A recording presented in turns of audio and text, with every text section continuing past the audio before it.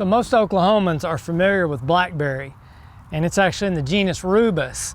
And there's lots of different species of rubus across the United States. They're called blackberry, dewberry, and lots of other names, but they all look very similar. It's probably about the most perfect wildlife plant. It produces palatable foliage that deer and rabbits eat. It provides cover. Rabbit and deer and lots of ground nesting birds use it for cover, for nesting.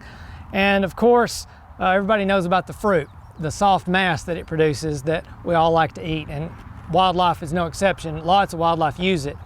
There are situations though where blackberry can become really dominant in a pasture, and you may want to set it back or not have it over such a large area of the field. There's several herbicides that are effective.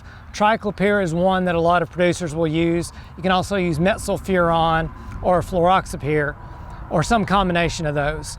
But the one thing I would caution you if you're going to control blackberry is just to think about your other objectives, because if you have wildlife objectives, you want to retain some of this plant. You probably don't want it over 50% of your pasture, but having some of it scattered about, at least on the edges of the pasture, will make a huge difference in how many deer, turkey, quail, and lots of other wildlife you have on that property.